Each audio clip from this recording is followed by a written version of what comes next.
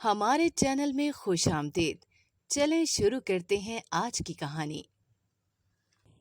زندگی میں کچھ چیزیں، کچھ لمحات ایسے آتے ہیں جن کے بارے میں ذکر نہ ہی کیا جائے تو زیادہ بہتر ہوتا ہے، ورنہ انسان زیادہ تر اپنا ہی نقصان کرتا ہے۔ مجھ پر اپنے گھر کی سب سے بڑی بیٹی ہونے کے ناطے بہت ذمہ داریاں تھیں۔ جب تک میرے ابو حیات تھے تب تک تو مجھے اپنی ذمہ داریوں کا ذرا برابر احساس نہ تھا، مگر جیسے ہی ان کی وفات ہوئی خود بخود ہی مجھے احساس ہو گیا اب بچپنا چھوڑ کر ذمہ داریاں نبھانے کا وقت آ گیا ہے، اور میں نے اپنی پڑھائی چھوڑ کر گھر والوں کا سہارا بننے کی ٹھانی، کیونکہ جب گھر کا سب سے مضبوط سہارا چلا جاتا ہے تب دنیا والے بھی ساتھ چھوڑ دیتے ہیں۔ ہمارے ساتھ بھی کچھ ایسا ہی ہوا۔ ہم 4 بہن بھائی تھے اور ماں اکیلے۔ خاندان والوں نے بھی ہمیں چھوڑ دیا تو ہم لوگ گزارا کیسے کرتے؟ ابو کی دکان سے جو کمائی آتی تھی اس کے بیچ بھی ورکرز نے ہیرا پھیری کرنا شروع کر دی۔ اسی لیے میں نے اپنے بھائی کو کہا کہ اب جا کر وہ دکان کی رکھوالی کرے، اور میں نے بھی اپنے لیے نوکری ڈھونڈ لی۔ میری نوکری مردہ خانے میں لگ گئی۔ بھائی نے دکان تو سنبھال لی، انہیں دکان میں چیزوں کی خرید و فروخت سیکھنے کے لیے کافی وقت لگ گیا، مگر بالآخر انہیں سارا کام سمجھ آ ہی گیا، اور میں بھی اپنی نوکری سے کافی کما لیتی تھی، جس سے گھر کے حالات پہلے کی طرح ہو گئے، ورنہ ابو کے جاتے ہی ایک دم ہمارے حالات نیچے گر گئے تھے، اور گھر میں کھانے پینے کے لیے بھی ہمیں سوچنا پڑتا تھا۔ چونکہ میری نوکری مردہ خانے میں لگی ہوئی تھی تو مجھے ہر وقت کافی ڈر بھی لگا رہتا تھا۔ ہر وقت آس پاس وحشت کا سما رہتا تھا۔ یہ وحشت ایسی چیز تھی جو مجھ سے برداشت نہیں ہو رہی تھی۔ میں چاہتی تھی مجھے کسی اچھی جگہ پر نوکری مل جائے جہاں کم از کم میرے آس پاس مردے نہ ہوں، کیونکہ جب بھی کوئی مردے خانے کے اندر رکھنے کے لیے آتے تھے تو اس کے پیچھے کوئی بہت ہی زیادہ دردناک کہانی ہوتی، جسے سن کر ہی دل پھٹنے لگتا تھا، اور وہ سامنے لیٹا ہوتا تو مجھے آس پاس کے ماحول سے ہی وحشت ہونے لگ جاتی۔ میں خاموشی سے باہر بیٹھی رہتی، مگر آخر کار میں اپنی سوچوں سے کب تک پیچھا چھڑا سکتی تھی؟ لیکن پیسوں کی ضرورت تھی۔ اگر نوکری چھوڑ دیتی تو دوبارہ گھر کے حالات ویسے ہی ہو جاتے، اس لیے جب تک کوئی تیسرا راستہ خدا نہیں نکالتا تب تک مجھے کسی بھی حالت میں یہ نوکری کرنی ہی تھی۔ میری زندگی تو جس طرح چل رہی تھی اسی طرح چلتی رہی، مگر اس درمیان ایک عجیب سا واقعہ رونما ہونے لگا۔ پہلے تو میں نے اس بات کو اگنور ہی کر دیا، کیونکہ مجھے لگا شاید کوئی عورت ہے جو صدمے میں پاگل ہو کر یہ بولتی رہتی ہے کہ کمرہ نمبر 5 میں جو جنازہ ہے اسے کبھی مت دیکھنا۔ میں خاموشی سے اس کی باتیں سنتی رہتی، اور پھر ایک دن وہ میرے پاس آئی اور رازداری سے یہی بات بولی۔ میں نے یہ بات بارہا نظر انداز کر دی، مگر پھر اس نے کئی بار یہ بات بولی۔ اب مجھے بھی تجسس ہونے لگا کہ آخر ایسی بھی کیا بات ہے۔ جب ہی ایک روز میں کمرہ نمبر 5 میں چلی گئی اور وہاں موجود سب سے پہلے جنازے سے جو ہی کپڑا ہٹایا، میرے پیروں تلے سے زمین نکل گئی، کیونکہ وہاں تو اسٹریچر پر مردے کی بجائے ایک بڑا کداور آئینہ رکھا ہوا تھا، جس میں مجھے اپنی ہی شکل دکھائی دی۔ یہ دیکھ کر مجھے بہت زیادہ غصہ آیا، اور وہ عورت میرا لال منہ دیکھ کر ہنسنے لگی اور کہنے لگی، اب تم مر جاؤ گی، اب تم مر جاؤ گی، اور پاگلوں کی طرح ہنستے ہوئے وہاں سے چلی گئی۔ مجھے اپنی بے وقوفی پر بہت زیادہ غصہ آیا۔ آخر میں نے کیوں اس کی بات سن کر مردے کو دیکھا، بلکہ وہاں تو مردہ نامی کوئی چیز نہیں تھی۔ میں نے چوکیدار کو بولا کہ اس عورت کو باہر نکال دے، اب اس کی عجیب و غریب باتیں میری برداشت سے باہر ہوتی جا رہی ہیں۔ چوکیدار میری بات سن کر خاموش ہو گیا اور بولا، وہ چاہ کر بھی اس عورت کو یہاں سے نہیں نکال سکتا، یہ اس کے بس کی بات نہیں ہے۔ میں حیران ہوئی، بھلا ایک پاگل عورت کو ہسپتال سے باہر نکال دینے میں کیا مسئلہ درپیش آ سکتا ہے؟ مگر چوکیدار کے رویے سے ایسے لگ رہا تھا جیسے وہ اس عورت سے ڈر رہا ہو۔ اس نے مجھے بولا کہ اس عورت سے دور رہو، یہ جو بھی بولتی ہے بولتی رہے، تو اس کی باتوں پر دھیان نہ دو اور نہ ہی اس کی کوئی بات مانو، یہی تمہارے لیے بہتر ہوگا۔ میں چپ کر گئی اور میں نے ڈاکٹر سے بات کرنے کی کوشش کی، مگر جب ڈاکٹر نے بھی مجھے جھڑک کر بھگا دیا تو مجھے شک ہونے لگا۔ یقیناً یہ معاملہ کچھ اور ہی تھا، ورنہ ایک پاگل عورت جو آ کر روتی رہتی ہے اس کو باہر نکالنے میں کوئی مسئلہ نہیں ہو سکتا۔ اگلے دن بھی وہ میرے پاس آئی اور بولنے لگی، جاؤ کمرہ نمبر 5 میں جو جنازہ ہے اسے کبھی مت دیکھنا، ورنہ کیا؟ مجھے غصہ آنے لگا۔ کل والا مذاق اب بھی میرے دماغ میں بیٹھا ہوا تھا تو وہ ہنسنے لگی، لیکن اس کی اگلی ہی بات پر میرا دل دہل گیا، پورا وجود پسینے پسینے ہو گیا۔ اس نے بولا، تم نے تو جنازہ دیکھ لیا ہے، اب تم بھی وہاں جاؤ گی، کمرہ نمبر 5، اس کا بیڈ اور تمہاری موت۔ وہ عورت خطرناک انداز میں یہ بول کر ہنسنے لگی۔ میرا دل دہل گیا کہ وہ کیا بکواس کر رہی تھی۔ میں نے کہا ابھی اسی وقت چلی جاؤ، بڑی عمر کی عورت سمجھ کر میں آپ کے ساتھ رعایت برت رہی تھی، مگر آپ تو میری ہی موت چاہتی ہیں۔ تو وہ دوبارہ رونے لگی اور کہا وہ میرا بھلا چاہتی ہے، اس کے علاوہ اس کی بولی کوئی بات جھوٹی نہیں نکلتی۔ دیکھنا تم بھی اسی کمرے میں مرو گی۔ اس کی بات پر میرا دل ڈوب کر ابھرا۔ اب میں نے سوچا یہ بات جا کر ڈاکٹر کو بتا دیتی ہوں۔ اتنی بڑی بات اور سٹاف کے درمیان ڈر خوف پیدا کرنے کی وجہ سے تو وہ اس ہسپتال سے رخصت کر ہی دیں گے۔ جب میں نے ان کو یہ بات بتائی تو وہ بھی میری بات سن کر ڈر گئے، حالانکہ ان کے ڈرنے کی وجہ مجھے سمجھ نہیں آئی، کیونکہ مرنے کی بات تو وہ میری کر رہی تھی۔ ڈاکٹر نے بولا اچھا ٹھیک ہے، کل سے وہ عورت تمہیں نظر نہیں آئے گی۔ اگلے دن جب میں ڈیوٹی کر رہی تھی تو مجھے اسی عورت کی باتوں کا دھیان آ رہا تھا۔ کمرہ نمبر 5 میرے قریب ہی پڑتا تھا۔ میں میکانکی طور پر اس کمرے کی طرف چلنے لگی، مگر وہاں جا کر میں نے کھڑکی میں سے جو دیکھا وہ کافی عجیب تھا۔ وہی عورت ہمارے بڑے ڈاکٹر کے ساتھ کوئی بات کر رہی تھی۔ اب ایسا لگ رہا تھا جیسے وہ پاگل نہیں ہے، ان دونوں کے درمیان کسی بات کو لے کر جھگڑا ہو رہا تھا۔ پھر ڈاکٹر نے اس سے کچھ بولا، جس کے بعد اس عورت نے ڈاکٹر کے بالوں کو اور منہ کو نوچنا شروع کر دیا۔ میں تھوڑا ڈر گئی۔ اس کے بعد ڈاکٹر نے اس عورت کو دھکا دیا۔ اس عورت کا سر دیوار سے جا کر لگا اور وہ بے ہوش ہو گئی۔ تو ڈاکٹر اسے ایک ویل چیئر پر بٹھا کر اپنے ساتھ لے گیا۔ میں بروقت چھپ گئی تاکہ ڈاکٹر کو پتہ نہ چل جائے کہ میں نے کچھ دیکھ لیا ہے۔ میں کسی جھگڑے کا حصہ نہیں بن سکتی تھی، اس لیے میں ایسی بن گئی جیسے میں نے کچھ دیکھا ہی نہ ہو، مگر پھر بھی میرے دل میں ایک خلش رہ گئی۔ پتہ نہیں اس عورت کے ساتھ ڈاکٹر نے کیا کیا ہوگا، اسے کہاں لے کر گیا ہوگا۔ کچھ دنوں بعد ایک آدمی میرے پاس آیا جس کا حلیہ کافی عجیب تھا۔ میں نے اسے پہلے بھی کافی بار ایسے ہی حلیے میں دیکھا تھا، تب بھی وہ مجھے عجیب ہی لگا تھا، کیونکہ اس کے دیکھنے کا انداز کافی مشکوک تھا۔ لیکن آج وہ خود میرے پاس آیا تھا تو مطلب معاملہ کافی الجھا تھا۔ اس نے بولا کہ وہ پاگل عورت کہاں گئی۔ اس کی بات پر مجھے پسینے چھوٹنے لگے۔ بھلا اس کو کیسے معلوم ہوا اس عورت کے بارے میں؟ خبر میں ہی دے سکتی ہوں۔ میں نے کہا میں نہیں جانتی، مگر اس نے کہا اگر تم نے مجھ سے جھوٹ بولا تو میں تمہیں جیل کروا دوں گا، پھر ساری زندگی وہیں سڑتی رہنا۔ اس کی یہ بات سن کر میں تو ڈر گئی۔ بھلا میں کیسے جیل جا سکتی تھی؟ میرے ساتھ باقی سب کی بھی زندگی جڑی تھی۔ میں نے ہمت کی اور بولے تم دیکھنے میں بھکاری لگتے ہو اور مجھے جیل بھیجنے کی دھمکی دے کے ڈرا رہے ہو۔ اگر میں نے اس عورت کے بارے میں بتا دیا تو ہو سکتا ہے تم اس کے ساتھ کچھ غلط کر دو۔ ویسے بھی اس کی عجیب و غریب باتوں سے بندہ مشکوک لگ رہا تھا۔ اس نے بولا دیکھو اگر تم نے ان کے بارے میں نہیں بتایا تو میں واقعی پولیس کے پاس جاؤں گا اور میں ان کو نقصان نہیں پہنچا سکتا، کیونکہ وہ میری سگی ماں ہے۔ اس کے بعد تمہارا کیا ہوگا یہ تم بہتر جانتی ہو۔ اس کی بات سن کر اب میں صحیح معنوں میں ڈر گئی، تو میں نے اسے سب سچ بتانے کا فیصلہ کر لیا اور بتا دیا کہ ڈاکٹر کا تمہاری ماں کے ساتھ جھگڑا ہوا تھا، پھر وہ تمہاری ماں کو لے کر چلا گیا۔ میری بات سنتے ہی اس کے رونگٹے کھڑے ہو گئے۔ وہ بولنے لگا اب تو تمہیں پولیس کے حوالے کرنا ہی ہوگا، کیونکہ اس سے لگتا تھا میں بھی ڈاکٹر کے ساتھ ملی ہوئی ہوں اور اس کی ماں کو بھی میں نے ہی گم کروایا ہے۔ میں نے بارہا اسے سمجھایا کہ میں نے بس یہ نظارہ دیکھا تھا، اس کے سوا میرا اس کی ماں سے کوئی تعلق نہیں، مگر وہ اس وقت بہت غصے میں لگ رہا تھا۔ بلا وجہ ہی بیٹھے بیٹھے مصیبت میرے پلے پڑ گئی تھی۔ میں نے کہا باخدا میں سچ بول رہی ہوں اور اپنا سچ ثابت کرنے کے لیے میں کچھ بھی کر سکتی ہوں، بس اس چھوٹے سے معاملے میں مجھے پولیس کے حوالے نہ کرو۔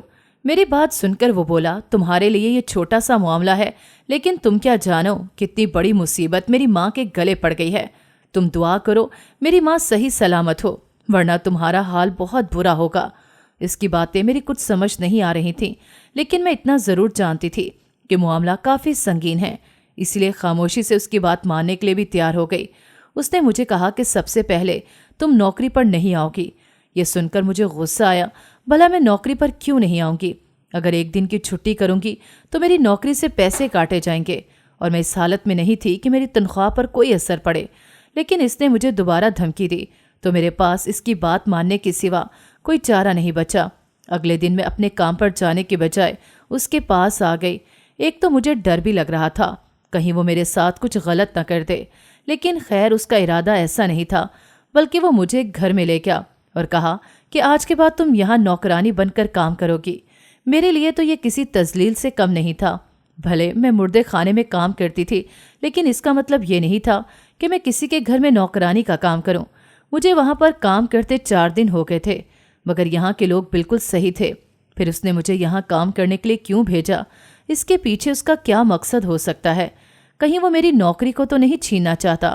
ہزار قسم کی سوچیں میرے دماغ میں گھوم رہی تھیں۔ آج میں نے سوچ لیا تھا کہ میں جیسے ہی وہ مجھے ملنے کے لیے آئے گا میں اس سے بات کروں گی اور کہوں گی کہ مجھے وہاں کام نہیں کرنا۔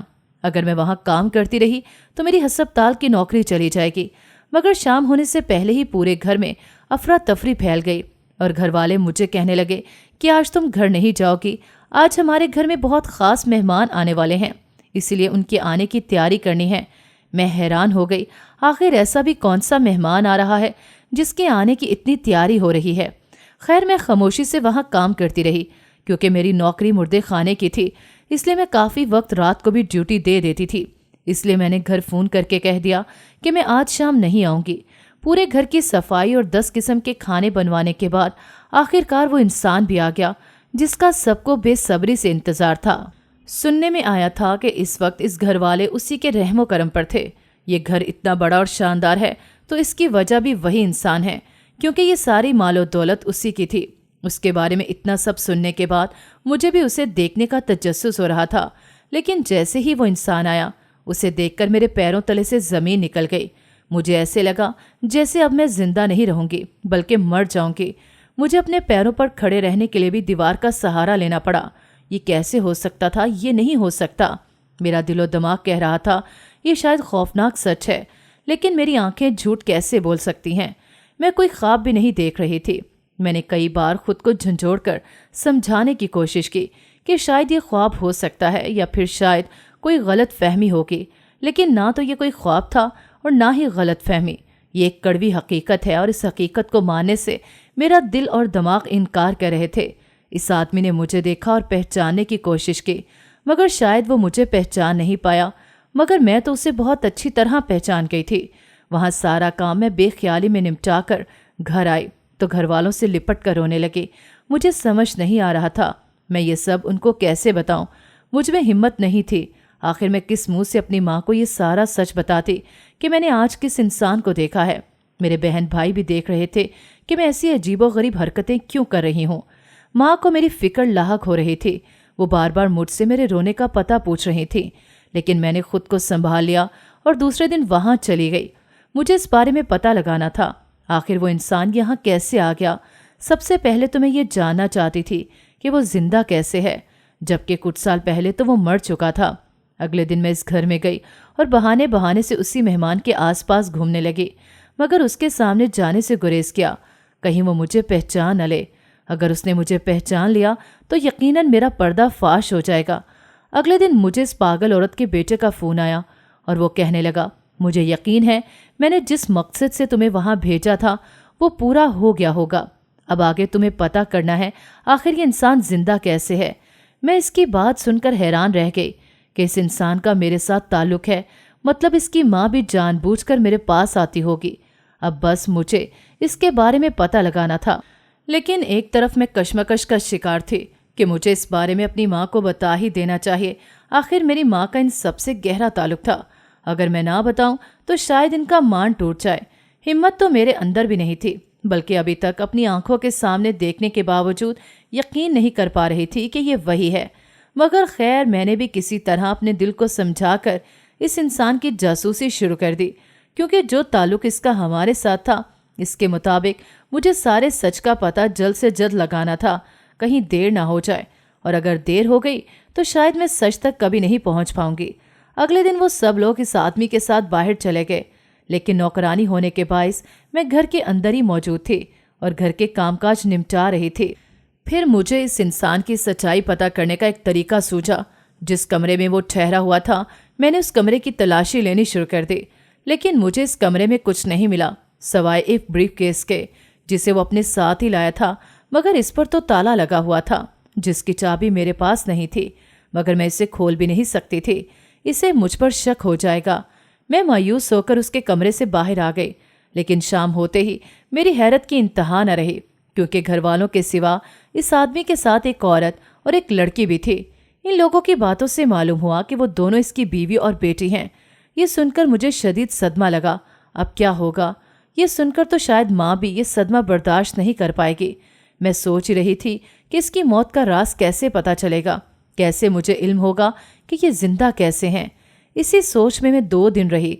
तीसरे दिन जब मैं घर वापस आती तो इतनी रात को मैंने अपनी माँ को फ़ोन पर किसी से बात करते हुए सुना। इतनी रात को वो न जाने किससे बात कर रही थी। सबसे पहले तो मैंने माँ को यूं किसी से छुपकर बात करते हुए नहीं देखा था, या फिर मैंने कभी इस मामले में सोचने की कोशिश नहीं की थी। और अभी जब मेरा दिमाग जासूसाना तौर पर काम कर रहा था तो मुझे खुद से शर्म आ रही थी कि मैं माँ के बारे में किस तरह का सोच रही हूँ। वो इस वक्त किससे बात कर रही हैं। मैंने छुपकर सुनने की कोशिश की तो वो कह रही थी कि आप जिंदा हैं। इस बारे में मैंने अब तक किसी को नहीं बताया, लेकिन अब मुझे लगता है कि आपको इस बारे में बता देना चाहिए। आखिर आप कब तक ये सच छुपा के रखेंगे? एक ना एक दिन तो ये सच बताना ही होगा। अब हमारे पास ज़्यादा वक्त नहीं है। ये सुनकर मेरे दिमाग में जलजले आ गए। माँ इस वक्त किस इंसान के जिंदा होने की बात कर रही हैं? क्या मैं जिसके बारे में सोच रही हूँ वो बिल्कुल सही है या फिर बात कुछ और है? मामला चाहे जो भी था, अब लग रहा था मुझे जल्दी इसके बारे में भी पता लगाना पड़ेगा। इसलिए मैं इस घर में जाकर उस आदमी के सामने गई। वो भी शायद मेरे इंतज़ार में बैठा हुआ था। उसने मुझे कहा, आओ, मैं तुम्हारा ही इंतज़ार कर रहा था। रात ही मेरी तुम्हारी माँ से बात हुई है। वो कहती है कि अब तुम्हें सब सच बता देना चाहिए। इसकी बात सुनकर मुझे गहरा दुख हुआ। ये सामने खड़ा इंसान कोई और नहीं बल्कि मेरा ही बाप था, जो बरसों पहले हमारी नज़र में तो शायद मर चुका था, लेकिन हकीकत में जिंदा था। मुझे ये बात कुछ दिन पहले पता चली, लेकिन अब उसकी बातों से ऐसा लग रहा था जैसे माँ को बात हमेशा से ही पता थी, मगर उन्होंने ये बात हमसे छुपा कर रखी। मैं नहीं जानती थी कि मेरे बचपन में ऐसा क्या हुआ था जो मेरे बाप को अपनी ही मौत का नाटक करने की ज़रूरत आन पड़ी। लेकिन इस बात को हमसे यूं छुपा कर रखा जाएगा, ये तो हमने कभी सोचा न था। अब हम लोग जवान हो गए थे, हमें पता होना चाहिए हमारा बाप जिंदा है। इसकी तो अब दूसरी शादी भी हो चुकी है और एक बेटी भी है। हमारे लिए तो ये चीज़ बहुत ज़्यादा हैरत की बात थी। जहां हम अपनी अपनी नौकरी करके महीने का बड़ी मुश्किल से गुजर बसर कर रहे थे, वहीं मेरा बाप इतनी ऐशो इशरत के साथ रहता था। मैंने कहा, अगर वाकई सच बताना चाहते हैं तो पहले घर में सारे बहन भाइयों के सामने आए।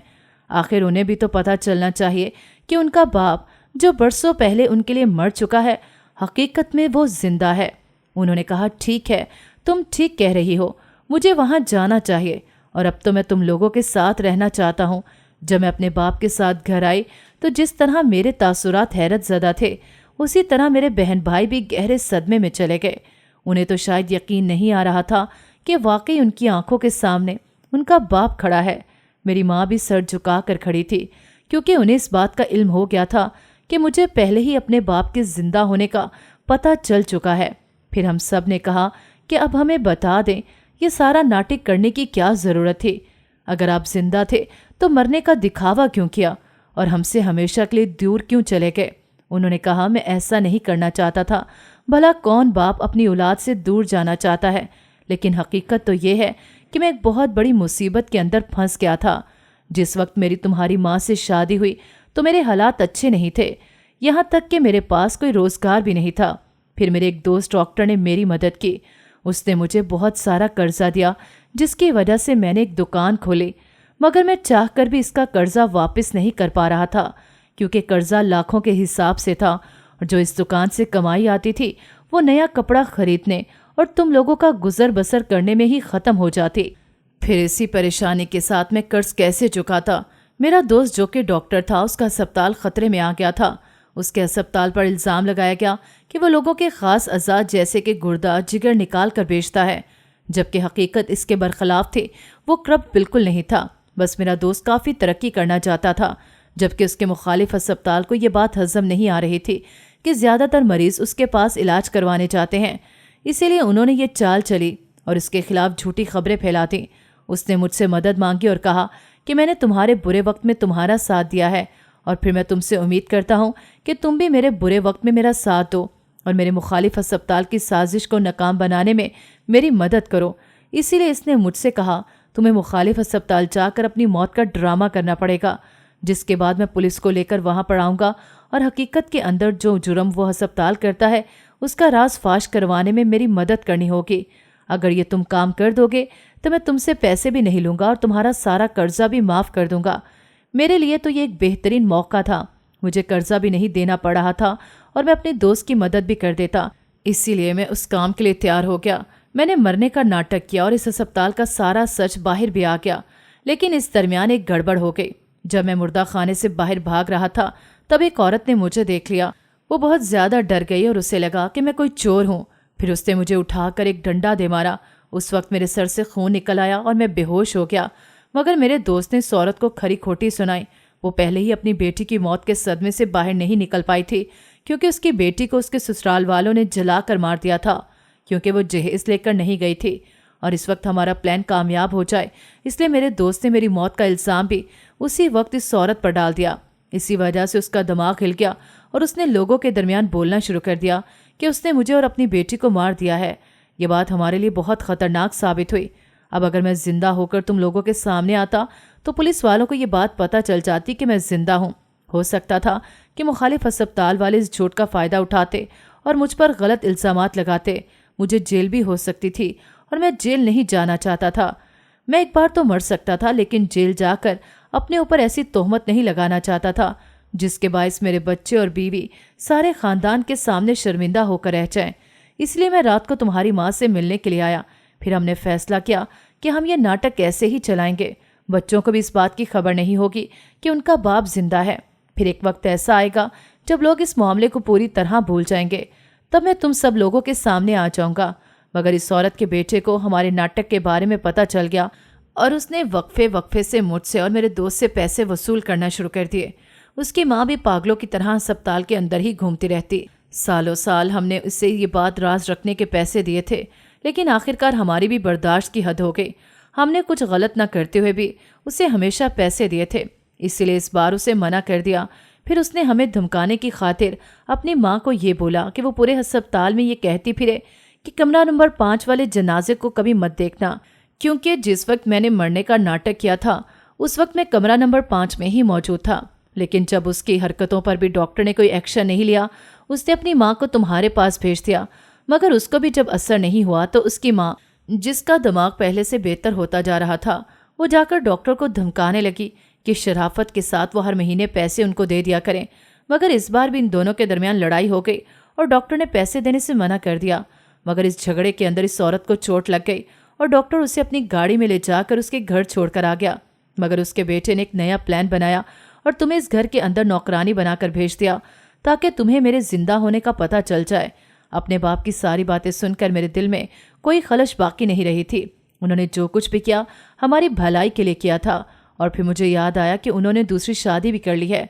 मैंने कहा, ठीक है, आपने ये सब मजबूरी में किया, जिसके लिए हम लोग आपको माफ़ करते हैं, लेकिन आपने दूसरी शादी क्यों की थी?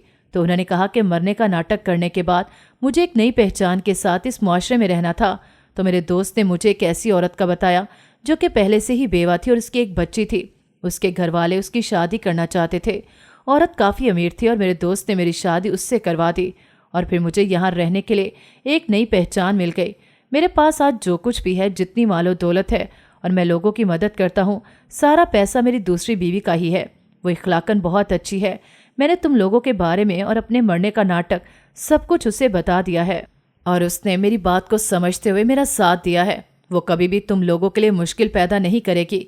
मरने के बाद दोबारा हमारा बाप हमारी जिंदगी में वापस आया, हमारे लिए तो किसी मौजज़े से कम नहीं था। भाइयों ने सब सुनने के बाद भी अपनी नाराजगी का इजहार कुछ दिन जारी रखा, लेकिन फिर आखिरकार सब लोग हंसी खुशी रहने लगे। खानदान वालों का सलूक भी हमारे साथ अच्छा हो गया। नाजरीन, अगर आपको हमारी कहानी अच्छी लगी है तो वीडियो को लाइक करें, शेयर करें और हमारे चैनल को सब्सक्राइब करें। अगली वीडियो तक इजाज़त दें। अल्लाह हाफिज़।